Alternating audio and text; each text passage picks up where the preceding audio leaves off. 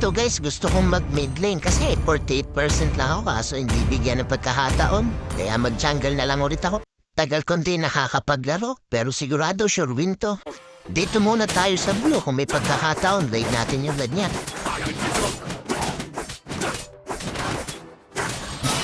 Pansin dito sa mapa mukhang natunugan tayo ng nana. Kaya patayin na lang natin yan. Sayang nabuhay. Kung may second skill lang na sana ako, patay na saan. Dito na lang ako sa talangka tapos magre-red na ako. Solo game lang pala ako guys. Hindi ako masyadong dumadalaw kasi hindi ko rin naman alam kung paano talagang tamang rotation ng paggamit ng farmer. Basta alam ko lang magkapera, lumakas, maunahan sila sa pagpapalevel. Patayin ko sana si Nana kaso may nagtatago din pala.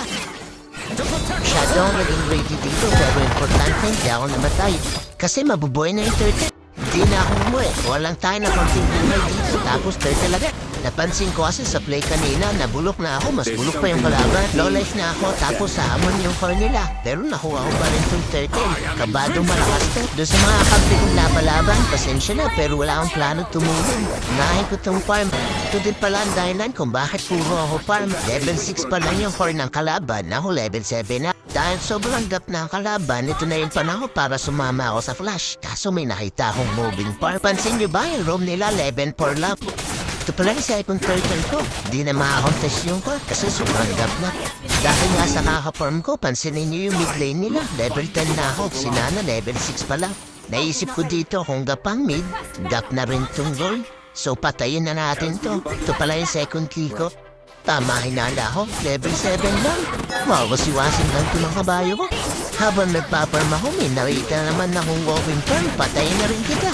Ito pangit si JS. Pag solo game ka, wala kang maisahay. Mag-isa ka lang ng babangga kahit tatlo na yung kalaban.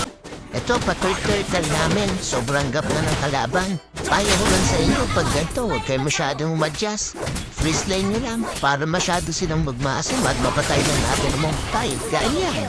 Ganito lang gawin yung rotation guys. Farm lang pag may pagkakataon. Tsaka lang pumatay. Huwag maging ready. Huwag habol ng habol. Matik, panalo kayo. Easy star yan para sa inyo.